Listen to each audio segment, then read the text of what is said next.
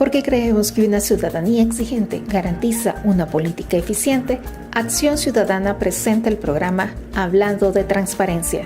Comenzamos. Hola, ¿qué tal? Muy buenas tardes a todos y todas. Bienvenidos a Hablando de Transparencia. Les saluda Denise Iliesa y Eduardo Escobar. Así es, y Hablando de Transparencia, para quienes nos escuchan por primera vez, es un espacio radial que tiene Acción Ciudadana todos los jueves de 4 a 5 de la tarde. Y donde estamos hablando sobre las elecciones 2024, temas de transparencia, acceso a la información y demás. Así es. Esta tarde vamos a abordar un tema que nos parece relevante y que tiene que ver con, de alguna manera, las proyecciones de los resultados de las elecciones 2024. ¿Qué implicaciones tiene todo esto? ¿Y quién nos acompaña para hablar de esto, Denise? Esta tarde vamos a conversar con el doctor Rudy Reser, quien es politólogo y también catedrático de Ciencia Política de la UCA. Bienvenido, doctor. Buenas tardes y muchas gracias, Denise y Eduardo, por la invitación. Y es un gusto estar con ustedes. No, gracias, bienvenido. Gracias. Bueno, antes de continuar con la conversación, tenemos que plantear un breve contexto sobre la plática del día de ahora. Sabemos que en las elecciones 2024 se proyecta que la ciudadanía refrende el poder al presidente y que su partido mantenga su actual cuota de poder. Esto según las recientes encuestas de opinión. Esta decisión ciudadana posee una serie de implicaciones para el ejercicio del poder y para los derechos fundamentales, ya que generan concentración de poder, anulación de la independencia de poderes, entre otros. Es importante recalcar que estas elecciones encuentran al sistema de partidos en un momento bastante complicado, hasta el punto de que esta elección puede terminar con la existencia de muchos de ellos y, por supuesto, reconfigurar un nuevo sistema. Así que sobre las proyecciones de los resultados de las elecciones 2024 vamos a conversar el día de hoy. Así es, y para comenzar, doctor, antes de que hablemos de las proyecciones o qué se espera de los resultados de las elecciones 2024, si hacemos un diagnóstico del sistema de partidos, ¿cómo se encuentra en este momento el sistema de partidos previo a la elección de 2024? Ok.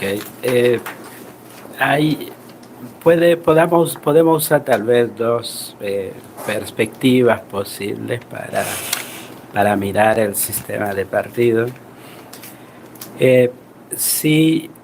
Tal vez primero decir que de qué estamos hablando cuando hablamos del sistema de partidos. Cuando analizamos la política desde el punto de vista de los partidos, nos podemos centrar o en los partidos individualmente, por decir algo, decimos algo de Arena, de Nuevas Ideas, de Gana, del FMLN, etc. Entonces eso es una mirada, un análisis sobre los partidos como organizaciones individuales. Otra posibilidad es que hablamos del sistema de partidos. En ese sentido nos enfocaríamos en la interacción entre los partidos que conforman el sistema político. Entonces esto digamos para empezar aclarando de qué estamos hablando cuando hablamos del sistema de partidos. Entonces decía yo, se puede ver en dos perspectivas. Una perspectiva como histórica tal vez iniciando con 1994, que es la primera elección post-acuerdos de paz, y mirar cómo ha ido evolucionando hasta ahora. Y una perspectiva sería como más del momento, ¿no? Sincrónico, cómo está hoy. Entonces, intentemos hacer este ejercicio de mirarlo con esas dos caras, ¿no? Si lo miramos en el tiempo, vamos a mirar, por ejemplo, que la primera elección de 1994, post-acuerdos de paz, implicó una reconfiguración del sistema político, porque entró muy fuerte, tanto en las elecciones legislativas como en las presidenciales, un actor importante que es el FMLN. En 1994, no hay que olvidar, en las elecciones anteriores teníamos partidos teníamos básicamente tres partidos que configuraban lo más fuerte. No solo había dos, tres, ¿verdad? Pero lo más fuerte, el PDC, el PCN y Arena. Si bien que el PDC venía de perder la elección en el 89, pero seguía siendo un actor político importante, y obviamente el PCN, que viene desde antes, como mucha gente recordará, como el partido, digamos, de los militares, básicamente. Entonces, con la irrupción en 1994 del FMLN cambia el panorama, y este cambio en el panorama significó un declive progresivo hasta desaparición, vuelto a componerse, de partidos como el PDC, como el PCN, como el CD, partidos que, si bien por ejemplo ahora están en la elección, pero que mucha gente, más sobre todo los más jóvenes, que no saben, ¿verdad? Yo tengo estudiantes de 22, 23 años, no saben eso, ¿verdad? De esto que estamos hablando. Entonces, en esa perspectiva, la elección del 94 significó una reconfiguración de la lucha política, donde pasó a ser polarizado entre Arena y el FMLN. Entonces, si bien había y siguieron existiendo muchos partidos, entonces, pero había una competencia bipolar. La gente solía decir bipartidismo, no era bipartidismo, sino bipolar, en el sentido que Arena y el FMLN concentraban la polaridad de la discusión política, luego los distintos partidos orbitaban alrededor de uno de los dos polos. Entonces, eso es lo que se mantuvo hasta 2019, con el triunfo de Ghana, el triunfo del presidente Bukele, que vino a romper esta configuración que habíamos visto. Y luego la elección legislativa de 2021, con el presidente que, bueno, no el presidente, pero el contingente de apoyo oficial al presidente, con el partido Nuevas Ideas, que siguió desplazando digamos, a los partidos que habían dominado la discusión política durante ese tiempo, 32 años, no me acuerdo. Porque es importante tener esa perspectiva diacrónica para entender lo que está pasando hoy. Obviamente, guardando todas las distancias, podríamos leer lo que está pasando hoy como lo que pasó en el 1994, un nuevo actor, Arena particularmente en el 89, luego el FMLN en el 94, esos nuevos actores empujando hacia la desaparición, o al menos bajando la influencia de los otros actores previos. Entonces, en cierto modo, podríamos decir que Nuevas Ideas hoy está haciendo lo que en su momento Arena y el FMLN hicieron del PDC. Esto es un análisis rápido, digamos, solo presento ese cuadro para que la gente pueda dimensionar lo que está pasando. Entonces, eso no es nuevo. Entonces, lo que estamos viendo. Y además, sí, podríamos remontar más en la historia de El Salvador. Obviamente, las elecciones eran menos transparentes, menos competitivas, pero también ha pasado eso anteriormente en la historia del país, en términos de los partidos que surgen, que mueren, y qué grupo, coalición o visión política controlan la narrativa y logran el apoyo de la gente, ¿ya? O de las clases dominantes, digamos, cuando no eran elecciones libres y competitivas. Pero con todo eso, ahora, con esa mirada tal vez más sincrónica, lo que podemos decir es que hay una diferencia entre lo que vimos en 1994, incluso en el 89 o en el 91, había hablado, ¿verdad?, de una concepción bipolar de la discusión política.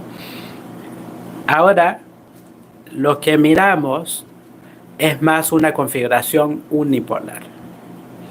De tal suerte que la concentración de la discusión, tal vez no es muy ortodoxo incluso decir es una configuración unipolar, pero para algún politólogo que me está escuchando voy a aclarar pronto lo que quiero decir. Lo que quiero decir es que la discusión ahora está de un solo lado. Si bien es que la política necesita bipolaridad en el sentido, al menos bipolaridad en el sentido que tiene que ser alguien contra de alguien, pero ahora es ser, ¿verdad?, parte de la coalición gobernante o no, pero con la diferencia que no ser parte de la coalición gobernante significa irrelevancia en términos de capacidad de atraer a un electorado, una porción importante del electorado. Al menos es lo que la elección del 2019 mostró, la elección del 2021 mostró, y si creemos en lo que dice la encuesta, y todas, independientemente de quién lo haga, es también se va a refrendar, digamos, el poco apoyo que tiene el otro polo. Entonces, por eso digo, es casi, no sé, no puedo decir desaparece, pero si bien que se usa el antagonismo para hablar de la política, pero básicamente las fichas están puestas en un solo lado. En ese sentido, hablo de una configuración unipolar, o es lo que se conoce como un partido hegemónico, aunque necesitaríamos un poco más de elecciones para decir es un partido hegemónico, pero al parecer la configuración hacia la que vamos es esta. Doctor, y siempre en este tema, teniendo en cuenta que las recientes encuestas de opinión señalan que el Partido Nuevas Ideas tiene muy buena probabilidad de ganar con amplio margen los comicios y asegurar así la gobernabilidad, ¿cómo se prevé que quedará configurado el sistema de partidos? ¿Será que entraremos en un sistema de partidos hegemónico, como ya señalaba previamente? ¿Y cómo se definiría, si fuera el caso, un sistema de partidos hegemónico? Sí, un sistema de partido hegemónico es un sistema de partido donde hay en elecciones competitivas, libres y todo, pero hay un partido que aglutina tal apoyo del electorado que hace que sea casi irrelevante el otro polo, que son todo el resto, digamos, en este sentido. Digamos, para poner ejemplos, ¿no? En cierta medida, aunque puede haber discusión si eran elecciones libres y competitivas, sería el PRI en México. También podríamos pensar en Paraguay, por ejemplo, el Partido Colorado en Paraguay, o para ir más cerca, podríamos pensar a nivel municipal. Por ejemplo, la hegemonía de Arena en Antigua Cucatlán, cuando era municipio. Es decir, yo siempre decía a mis estudiantes, había dos cosas seguras en El Salvador, era que mañana saldrá el sol, estamos seguros de eso, y la próxima elección en Antigua Cucatlán la ganará la actual alcaldesa de Antigua Cucatlán. Entonces, pero elecciones competitivas, pero hay una persona que claramente cuenta con el apoyo popular. Ya, eso, digamos, para presentarlo de manera rápida. Doctor, vamos a hacer una pequeña pausa. Cuando regresemos, terminamos de conversar sobre qué es el sistema de partido hegemónico y si vamos hacia eso. Ya regresamos. Gracias por continuar con nosotros. Estamos en Hablando de Transparencia y hoy estamos conversando sobre las proyecciones de los resultados de las elecciones 2024. Así es, y para hablar de ese tema nos acompaña el doctor Rudy Reser, él es politólogo, catedrático de Ciencias Políticas de la UCA. Doctor, estábamos hablando y usted nos explicaba lo del sistema hegemónico, ponía algunos ejemplos, y ahí nos quedamos. Entonces, si puede continuar con lo que... Sí. Entonces, claro, con una elección presidencial y 2 elecciones legislativas no es suficiente para afirmar categóricamente que es un sistema de partido hegemónico, en el sentido que la discusión y los resultados están centrados en un actor muy preponderante. Eso no es suficiente con 2 elecciones, pero al menos es hacia eso que vamos. Entonces, ¿qué repercusiones tiene? Que esa era la pregunta. Entonces, en términos de número de partidos relevantes en el sistema, entonces a veces la gente cuenta, ¿verdad? Dice, ¿cuántos partidos hay ahora en la asamblea? Entonces uno puede contar 1, 2, 3, 4 y 5. Pero esa es una pregunta diferente. Así nos preguntamos cuántos partidos relevantes. Relevantes para poder tomar decisiones, ¿no? Entonces hay distintos tipos de decisiones que se toman con mayoría absoluta, en la configuración actual de 84 diputados, que son 43. Entonces hay que preguntarse si el partido es relevante para ser tomado en cuenta con este tipo de mayoría. Luego hay decisiones que se toman con 2/3 y con 3/4 partes, ¿no?, de la asamblea. Entonces, ahora que pasamos a 60 diputados, ¿no?, hay que, siempre hacer el cálculo, la mayoría absoluta, en este caso 31, hay que ver quién será relevante, es decir, que necesariamente habrá que tomarlo en cuenta para tomar esas decisiones. Entonces, ¿y por qué es importante eso? Porque también eso implica una distribución del poder político. Entonces, un partido que puede estar en la asamblea, pero si es irrelevante para tomar decisiones, pues sencillamente no se toma en cuenta, ¿no? Sencillamente no se toma en cuenta. Eso es, digamos, la primera consecuencia, determinar cuántos partidos son relevantes y quiénes son, ¿verdad? Porque ahora estamos hablando de relevancia. Sabemos que vemos en la configuración actual de la Asamblea, partidos como el FMLN y Arena no son relevantes, y otros que están ahí, ¿no?, que no son relevantes. Y según el tipo de decisión que se quiera tomar, la relevancia empieza a variar, ¿verdad? Entonces vemos para mayoría absoluta, nuevas ideas suficientes. Luego, según el tipo de mayoría, pueden añadir a Gana, a PDC, menos a PCN, etcétera, ¿no? Entonces, eso es el primer asunto. El segundo asunto es también, hay que preguntarse si la irrelevancia significa desaparición, ¿verdad?, que no están en la asamblea. También eso implica otra dinámica política, en el sentido que un actor que desaparece difícilmente vuelve a tener protagonismo. Lo vimos, ¿no?, en la historia reciente. Desaparecieron el PCN y el PDC, se volvieron a recomponer, pero de ahí en más pasó también con el CD, que se llamó CDU y etcétera, pero de ahí en más el proceso de declive se ha mantenido.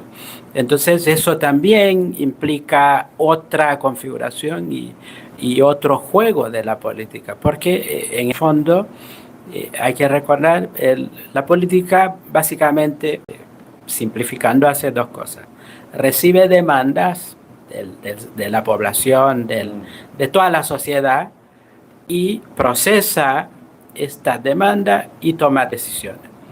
Y la relevancia de si es tomado en cuenta este proceso de toma de decisiones y de procesamiento de demandas. Entonces, esto es lo que es la incógnita que queda, ¿verdad? ¿Quién y qué tan relevante van a ser estos otros actores? Y eso es lo que está en juego. Obviamente están planteando la desaparición de los partidos tradicionales, etcétera, aunque no sé muy bien qué significa eso, de partidos tradicionales, pero al menos pensando en los partidos más viejos, ¿no? Pero en todo caso, digamos, tal vez para cerrar esa pregunta o la respuesta sobre esta pregunta, yo creo que con este cambio El Salvador, que empezó en el 2019, El Salvador está en proceso de crear algo nuevo en términos de la configuración primero de los partidos y segundo de la configuración del sistema de partidos. Hay dos preguntas en el aire. Una es si algo nuevo que se tiene que construir podrá venir de los partidos viejos, de Arena y el FMLN, o si tendrá que ser algo que nace totalmente nuevo. Y yo creo que esa es la discusión. Si tuviéramos tiempo, pudiéramos tal vez decir lo más factible por lo que se está presentando ahora, no tanto por que aparezca, sino tal vez por los problemas que están teniendo esos dos partidos para encontrar esa renovación y esta capacidad de articular un discurso y una propuesta que pueda encantar a la gente. Uno podría pensar que eso tendría que venir ex novo totalmente, es decir, actores nuevos. Pero esto también es problemático porque para que algo nuevo surja en términos de la política se necesita experiencia. Porque la política, por mucho que la gente lo crea, mucha gente lo desea incluso, y que se pueda barrer totalmente con toda la experiencia pasada, pero no hay instituciones que puedan funcionar sin experiencia. Y los nuevos van a necesitar tiempo para aprender. Y el aprendizaje en política, pues es un proceso como es en la vida, ¿no? Entonces, esto tal vez puede dar lugar a que se mantenga por más tiempo y se confirme más la configuración de un sistema hegemónico. Okay. Doctor, y siempre sobre este tema de las encuestas y todo esto que hemos hablado, es común escuchar que algunas personas señalan que las encuestas solo es una fotografía del momento, ¿sí? No es que va a definir un resultado ni va a predecir un resultado, que es una foto del momento. Desde la ciencia política, o la ciencia política, ¿qué nos dice sobre el uso de las encuestas? ¿Cómo deberían leerse dichas mediciones? ¿Cómo deberían de entenderse? Ok, este tema de las encuestas es medio esquizofrénico, depende de quién lo lea, ¿no? La gente que está bien en los resultados suele decir, mira, la encuesta dice que estoy bien, que ahí vamos a ganar. La gente que suele estar mal, que está mal, suele enfatizar el tema de un snapshot, es una foto, es el momento, solo retrata el momento, o a veces descalifican totalmente la encuesta. Entonces, y digo, es medio esquizofrénico en ese sentido porque virtualmente todos los actores se pueden y se han encontrado en estos momentos. Niegan y luego lo mismo que han negado lo vuelven a aplaudir según, digamos, que les sale bien o no. Entonces, pongámonos tal vez de acuerdo en eso. Ambas posturas son ciertas, es decir, la encuesta es una medición del momento, ¿no?, de lo que piensa la gente. Desde esta perspectiva no es una bola de cristal que dice lo que va a pasar hacia adelante. Pero como las encuestas suelen medir cosas que no cambian tan a menudo, ¿verdad? No es como preguntarle a la gente cómo durmió, ¿verdad? Porque puede variar según cómo hoy podemos dormir bien, mañana no dormimos tan mal, entonces esto puede pasar. Entonces, como mide cosas mucho más profundas, entonces suele mantenerse en el tiempo los resultados obtenidos. Por eso, las casas encuestadoras suelen, digamos, verse muy mal y sentirse muy mal cuando los resultados que ellos arrojan o predicen se contradicen totalmente en los días de las elecciones. ¿Por qué? Porque no están midiendo cosas bagatelas, digamos, cosas que varían según la coyuntura. Hay cosas que varían según la coyuntura, pero las coyunturas no son tan volátiles, por lo tanto la gente no es tan volátil, ¿no? Por eso ambos tienen razón, ¿verdad? Entonces, una encuesta bien hecha que nos dice, bueno, la predicción de los resultados electorales del próximo año debería de estar bastante cerca de lo que pasa en realidad. Además, es un constante, digamos. El constante es que desde su irrupción, el presidente y sus partidos han tenido buenas valoraciones. Entonces, muy probablemente eso se va a mantener. Además, y hay un tema muy importante, incluso si alguien hoy quisiera no votar por la alternativa oficialista, la pregunta es ¿cuál es la otra alternativa?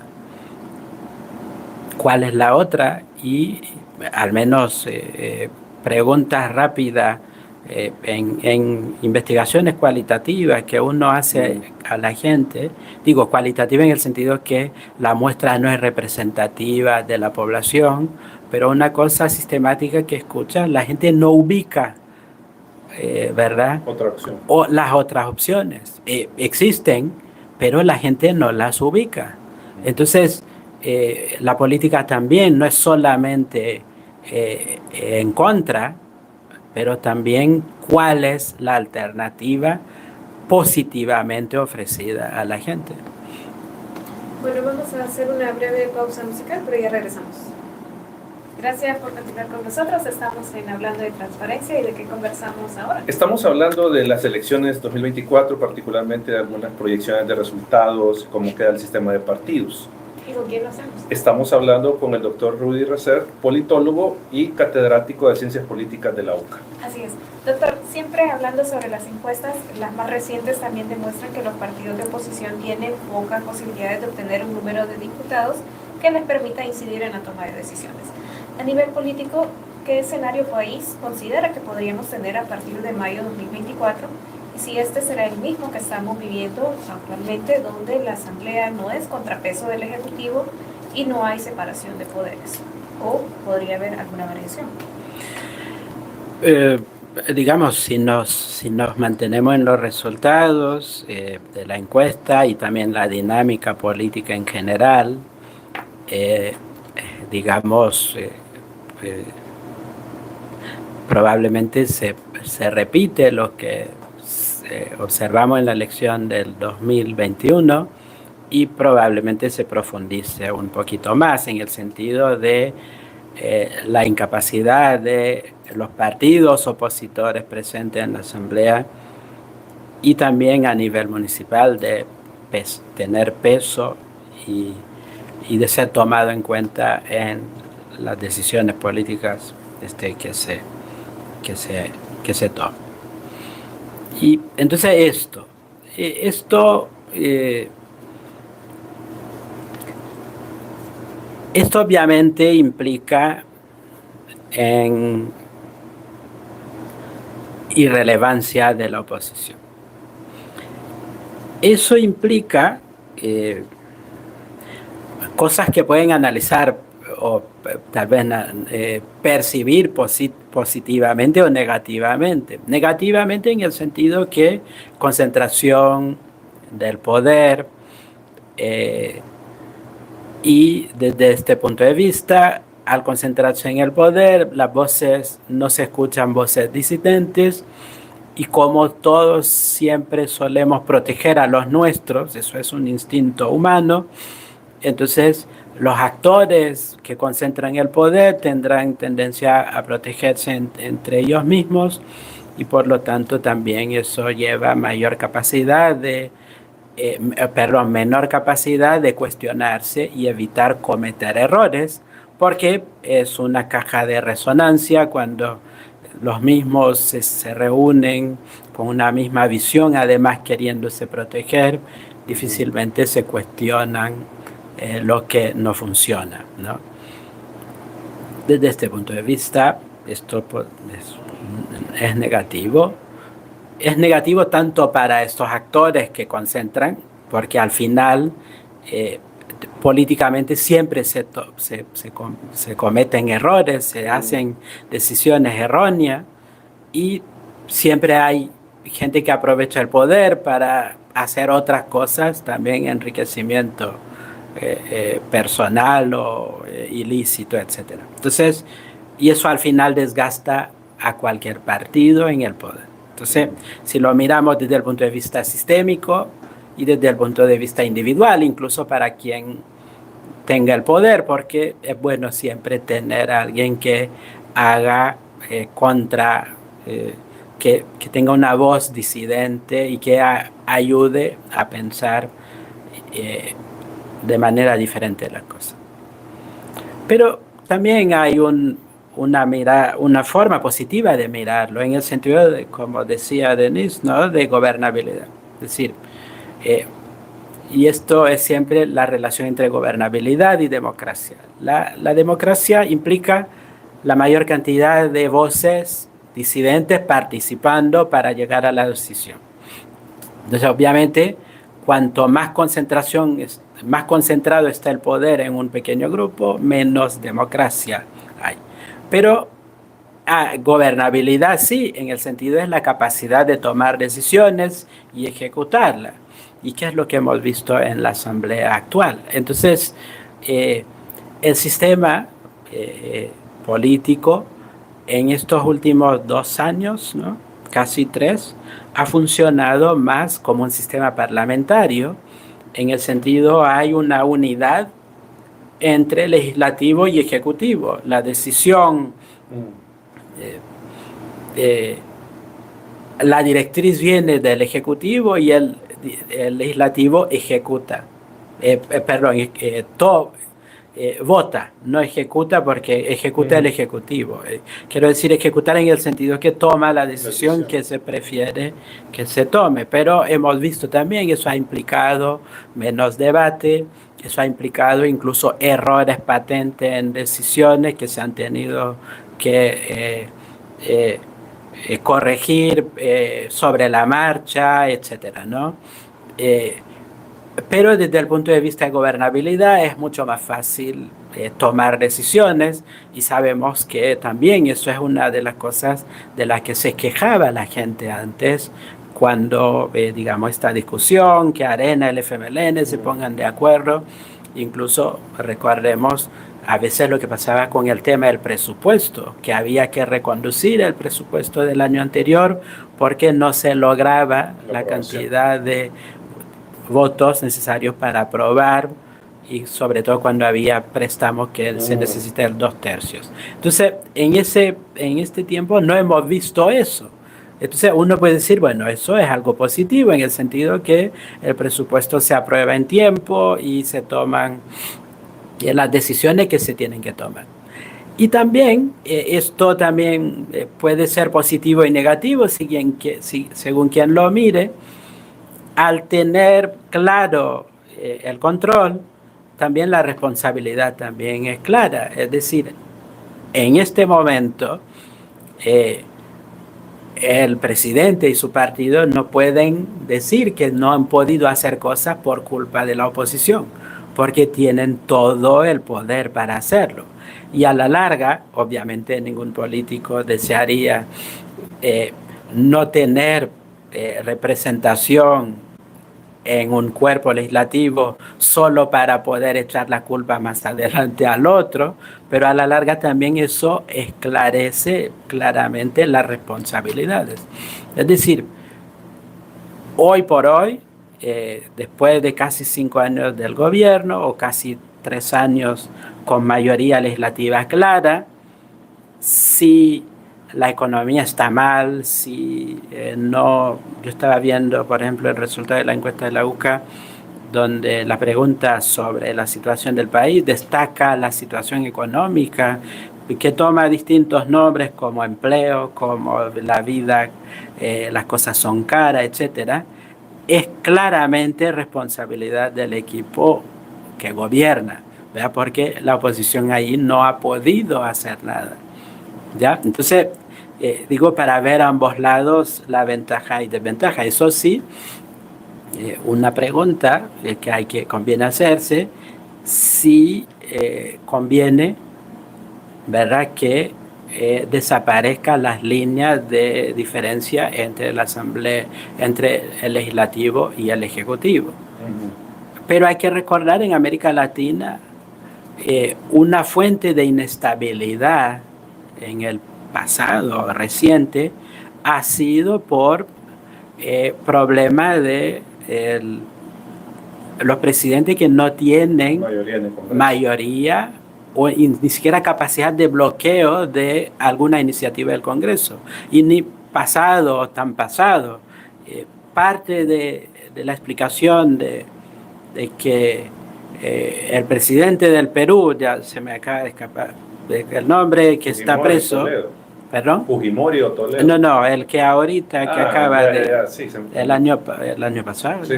O a principio de año. Se me fue su nombre ahorita. Sí. No tenía capacidad de nada en el legislativo. Y es un poco lo que se vislumbra ahora en Argentina, es decir, un presidente sin fuerza legislativa, ¿no? Entonces, eso también crea problemas, y en América Latina eso ha creado inestabilidad e incluso remoción de presidente, como sucedió con Dilma Rousseff en Brasil. Entonces eso hay que tomar en cuenta, ¿no? Bueno, doctor, vamos a hacer una breve pausa musical, pero ya regresamos. Gracias por continuar con nosotros. Estamos en Hablando de Transparencia y ya estamos en el último bloque de nuestro programa. Estamos conversando acerca de las proyecciones de las elecciones, de los resultados de las elecciones 2024 con el doctor Rudy Reset, quien es politólogo y también catedrático de Ciencia Política de la UCA. Así es. Doctor, la última encuesta de la UCA muestra que el panorama electoral a nivel municipal podría ser un tanto más disputado que para elegir diputados. En esa medida, y en términos de desarrollo local, gobernanza municipal, ¿qué implicaciones políticas y para la población podría tener que un partido amplíe su control sobre la mayor parte del territorio de la República?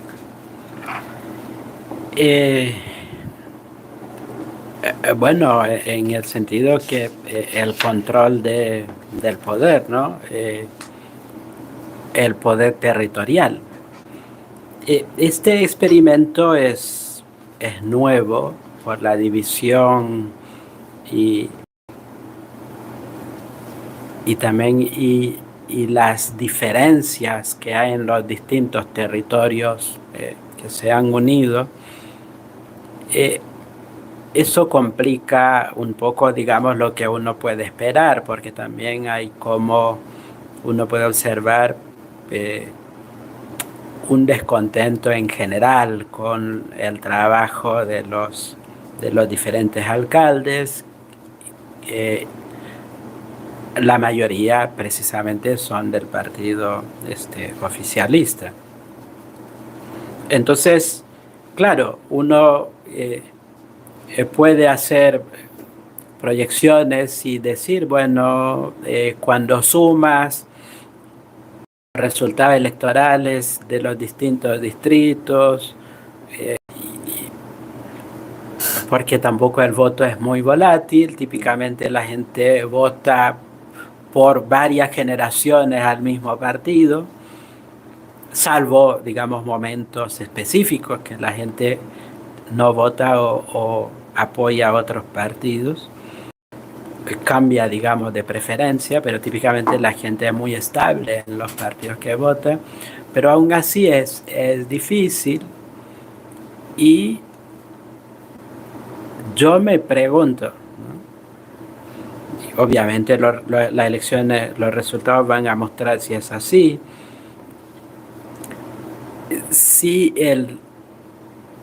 una característica de la disputa del poder político no va a seguir siendo la abstención de la gente, porque es una cosa que la gente habla muy poco. Digamos, con todo ese cambio en los partidos relevantes, en la dinámica de interacción entre los partidos, en el discurso político, en los resultados de la política, etcétera, pero no se ha tomado en cuenta que tanto en el 2019 como en 2021, eso no ha significado una movilización popular. Entonces, lo que más hemos tenido es un grupo muy interesado que vota nuevas ideas o que vota por el presidente, pero no necesariamente electores que históricamente, es decir, desde el 94 para acá, se han mostrado bastante reticentes en participar en elecciones, que ahora se movilizan. Entonces, y esto es un tema que se habla menos, ¿verdad? Y no sabemos cómo se va a comportar ahora, aunque está viendo la encuesta, ¿verdad? Dice cerca del 69%, dice que están interesados en la elección, pero luego hay que ver cómo se transforma eso. Y teniendo en cuenta que la municipal va a ser un mes después. Un mes después, y típicamente en las elecciones municipales y legislativas la gente se moviliza menos, ¿no? Entonces, ¿quiénes van a reelegir a diputado o presidente o los nuevos consejos municipales? Son el mismo grupo de gente muy entusiasta, más nuevos electores, dice nuevos electores en el sentido de gente que no participaba, pero ahora que participa, o va a seguir siendo el mismo pequeño grupo, ¿verdad?, que revalida y que está muy implicada, al menos se siente con ganas de participar y refrendar el apoyo.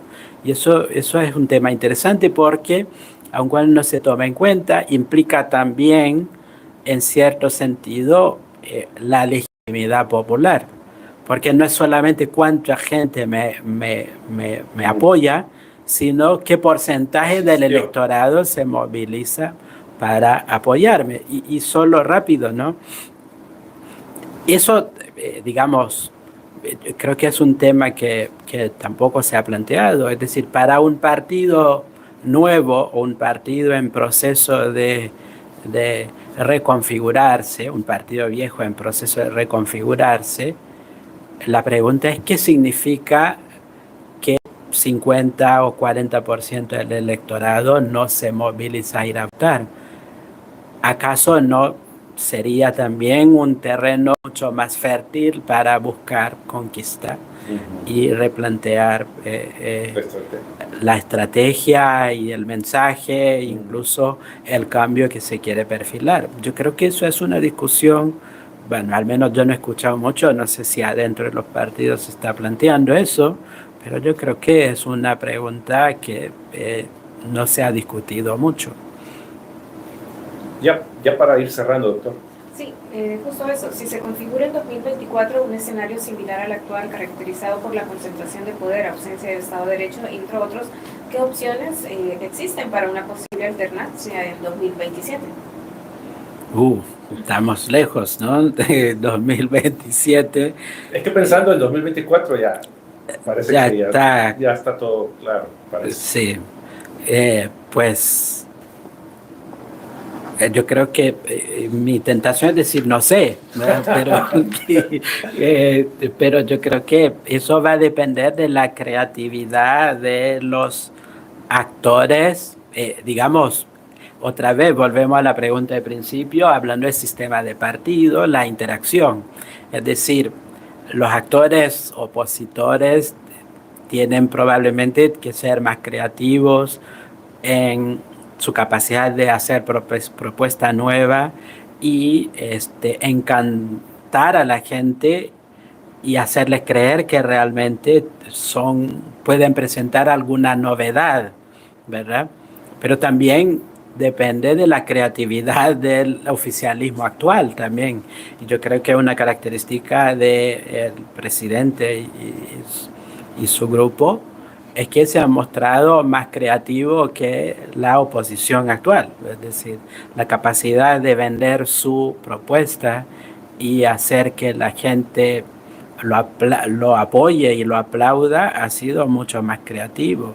Pero eso no dura para siempre, para nadie en ninguna parte del mundo. Entonces, yo creo que va a depender de qué tanto muestran que han cambiado, o si algo nuevo surge, qué tanto la gente percibe que es novedad y corresponde a lo que se espera.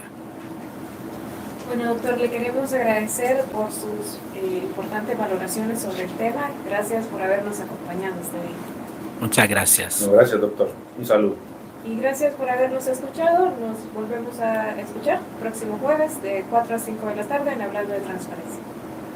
Acción Ciudadana agradece su sintonía al programa Hablando de Transparencia. Le invitamos a seguirnos en nuestras redes sociales para conocer un poco más del trabajo que realizamos.